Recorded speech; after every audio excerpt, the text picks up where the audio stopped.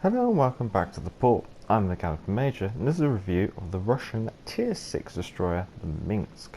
Now everything that's going to follow is obviously in comparison to all the other Tier 6 destroyers, and it's only the Tech Tree destroyers, so I'm excluding the premium ships, just because if you're going to be Tech Tree, it should be compared to Tech Tree really. Now this is a game of Capture the Base on Trident.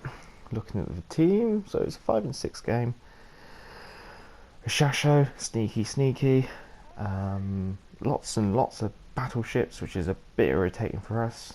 Only 2 cruisers, so yeah, could be a bit of an awkward game possibly.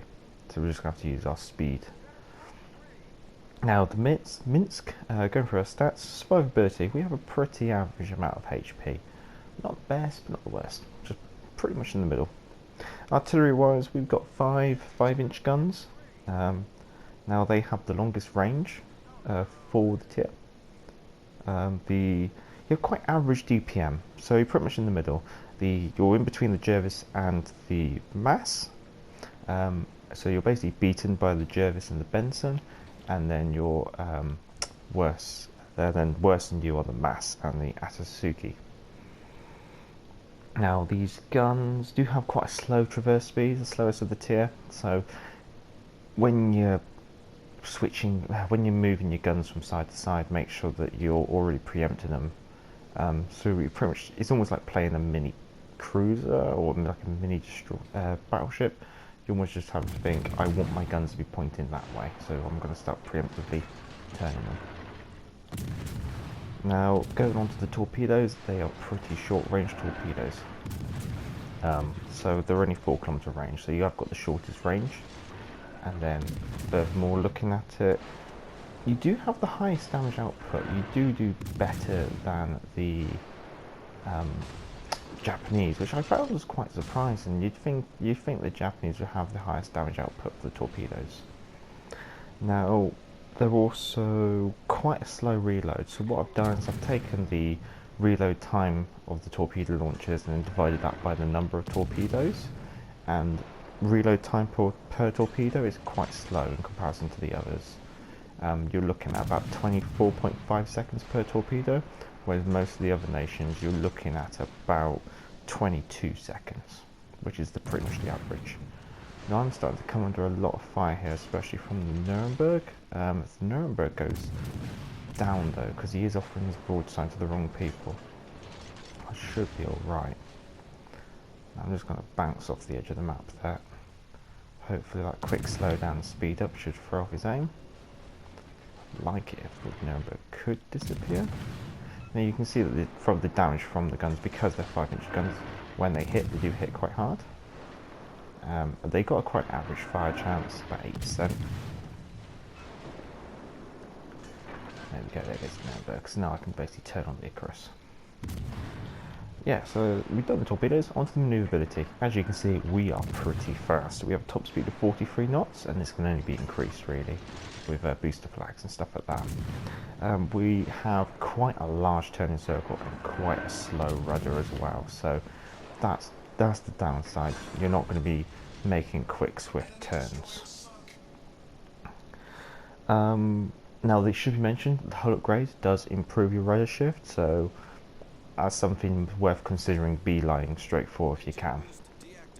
Concealment wise, we're among the worst. I think we're just as bad as the Benson. So anything you can do to improve that concealment, I would highly recommend.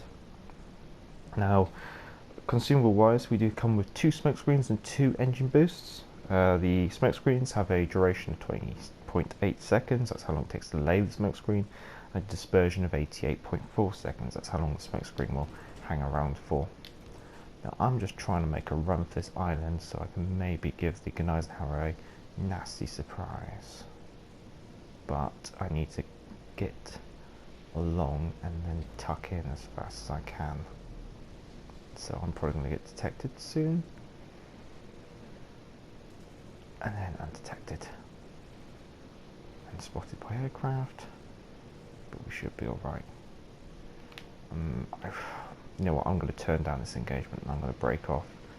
I'm just looking at what I've got in support, and I probably don't really have enough in support to justify this kind of commitment. So I'm just going to break off the combat and head off this way. However, he's turning away now. He knows what he's doing, and he just killed the Pensacola. So what I am going to do, I'm just going to lay this smoke screen and run, because I've got the speed to do so. So I should be all right. Yes. So basically using smoke screen now, and it has a 240-second reload. Engine boost wise, we get plus 8% speed for 120 seconds. That basically means we can take our top speed up to 46.4 knots, excluding booster flags and stuff like that. Now, mods wise, I've got aiming systems. I just think a little bit of buff here and there for everything is better than having like losing rate of fire for turret traverse speed. The second mod, I originally went to the steering gears before I had the hull upgrade. After I had the hull upgrade, I changed it to propulsion mods. The reason being is, before you have the hull upgrade, the steering is horrendous. Once you have the hull upgrade, I found I wanted to be able to get my speed back a lot quicker when I was coming out of a turn. And then the last mod, I'd highly recommend going for the Concealment mod. I just think that you really need it. That extra minus 10% detectability. When it comes to the other ship mods, I would highly recommend going hull first, and then do the guns, and then last but not least get the torpedoes. The reason being is that the torpedo mod, it doesn't do much. It's not, you're not getting too much out of it. So I just think pick the torpedoes last. You probably even get away with not getting it. Now, it looks like she may come with a premium camera in future. There's one available in her, like when you look for the camouflages, but there's not one available anywhere yet. The reason being is maybe it's coming in a future patch. If it does come in a future patch, then it's probably going to be available for about 5,000 doubloons, and that'll be in the store under the supply tab. Now, this game, the boys is breaking off, which is good. The Gneisenhauer's got his eyes the other way. Now it looks like we're going to be getting that. What I don't want to do is I don't want to give myself away. So what I'm thinking of doing is I'm just going to position myself as a scout. So as if the Gneisenhauer does start to capture the base, I'll just start popping a couple of rounds at him every now and then, just to reset him and stop him with the capture. Hopefully that should give our team enough time to capture, because we've got 4 ships up there. The destroyer is going to be capturing, and he's going to be undetected, so he should be able to churn it out in about 3 minutes. Now their Gneisenhauer is going to try and counter capture, and what I'll do is I'll keep pestering him. I mean, the other battleship's breaking off, so plausibly I could even bum rush the Gneisenhauer with my torpedo boost, not torpedo boost, engine boost. So let's do that. I mean, we've kind of shown that she's quite good against destroyers with that really high DPM. You're quite good against cruisers. I mean, most of the cruisers are starting to get heavier armor, so you're not going to be getting any broadside citadels unless you're really, really close. But the HE output is quite nice. See, I mean, 4 kilometers, so remember we've got that 4 kilometer range. While we're running in, we might as well just try and pop off some shells and see if we can get some stuff. Now I want to get a bit closer. So he has actually popped that off. So what I'm going to do, I'm just going to do a widespread and another widespread and see what I can do with those. Now they travel really quick, so he should be pretty much done for. Now he's turning out, so he's probably going to gobble up a lot of torpedoes. Now what I might do, I might even go for the ram here. He's going to be chucking up torpedoes, and he's going to be flooding really quickly. Now his torpedoes are about there, and we're gone. However, he's flooding viciously, and he should go pop very soon. What he did, he put his fire out. You should not do that. If there's a destroyer rushing you and you get set on fire, do not put that fire out. That is the worst thing you can do. So I'm not expecting this Gneisenhauer to last long. He might be able to pop a repair party off and just try and live a bit longer, but there we go, we got the game. So that's the one downside of Minsk I find, is you can't do much against a battleship unless you have, like, you do a bomb rush or you do a surprise from behind an island. So sometimes in the late game, your main purpose is to like do spotting, use her speed to advantage, go grab objectives here and there. It's almost like you are like a objective destroyer. You go in, grab an objective if you can. You've got the tools to deal with enemy destroyers.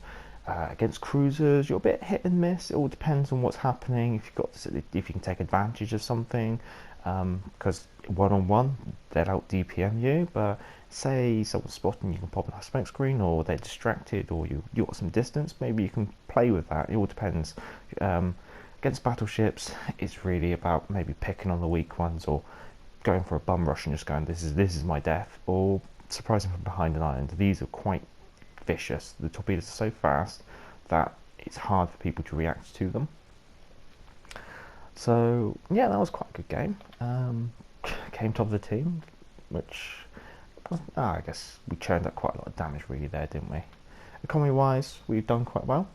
Obviously, as always mentioned, if you want to grind the game out, premium's always advised. I got it back at Christmas when they had it discounted. So yeah, that's the Minsk. As always, down in the description is the commander build I've used for this game, and also all the ship mods, or at least the ones that you can pick and choose between. Now, I'm the Galloping Major. Back to the port.